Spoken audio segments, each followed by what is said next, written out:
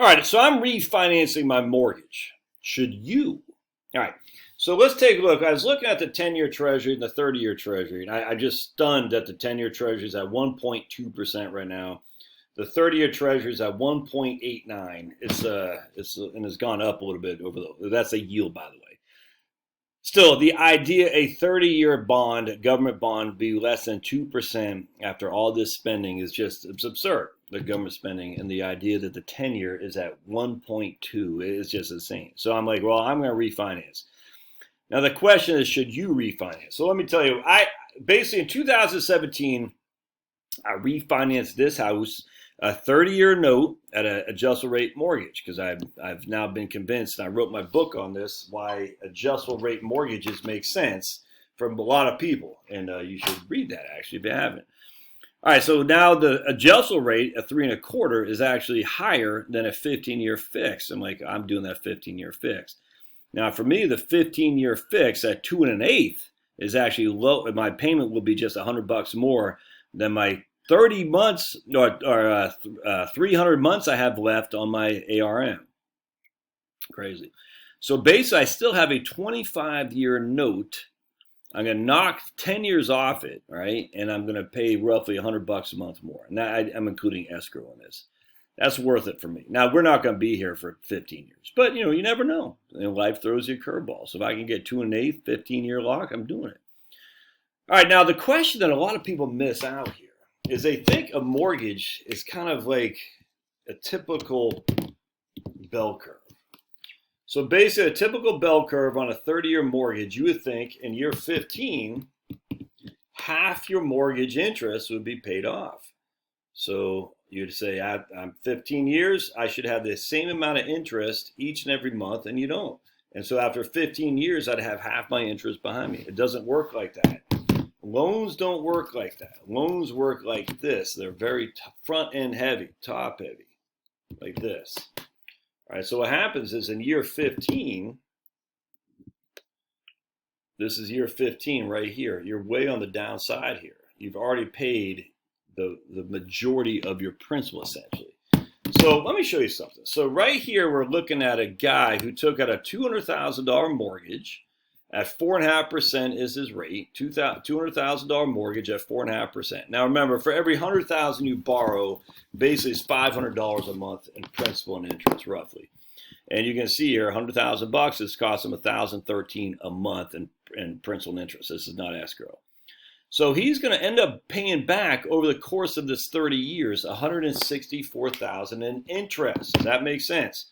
$164,000 is what he'll end up paying back in the totality of the loan. Yet, if we look at the amortization schedule, which is this right here, we can see in the first 15 years, he ends up paying 70% of the interest back. Just got to calculate. This is the interest payments right here. Just got to calculate it. So at the end of year 15, he still owes $132,000 is his balance, 132, and he will pay back $49,000 left of interest because he's paid the bulk of his interest on the front end of it. So now the question comes, I'm at year 15. I got $132,000 as my principal. Should I refinance my note? Well, let's take a gander, shall we? So we're going to go up here. We're going to change the terms. Again, if we do nothing, we end up paying $49,000 left of interest over the next 15 years for this mortgage to be done. If we refinance it at a lower rate, what are we going to end up paying back? So let's go up here. We're going to change the terms here. We're going to go, what do I do here? Hold on a second. We go to, remember, he's got $132,000. We're going to keep a 30-year loan because I just want to show you. Let's say we go to 2.5% as the interest now. And we're going to hit view report. 2.5%. Look at that. Total interest is $55,000. That's $6,000 more than he would have paid if he just kept left well enough alone. Let's say we go to 3%, just for simplicity. We go from 4.5 to 3.5 to 3, a significant drop. To 3. Calculate. He'll end up paying $67,000 back. That's a freaking $18,000 more in interest he's going to pay. We're not even talking closing cost. I mean, that's nuts. So let's say he goes to 2%. He'll end up paying back $43,000. So the only time this makes sense is if he goes to a 2% mortgage, he'll end up saving $7,000 of interest. It's crazy, man. Crazy. So let's just say he did a 15-year instead. All right. And we'll say 2.5. He'll end up paying back $26,000 of interest.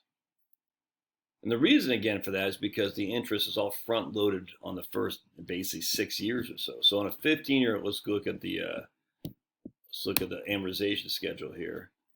So he'll end up paying $26,000 back, which is exactly what I'm doing mine, because I'll pay a whole lot less back because we'll get this loan behind us very quickly.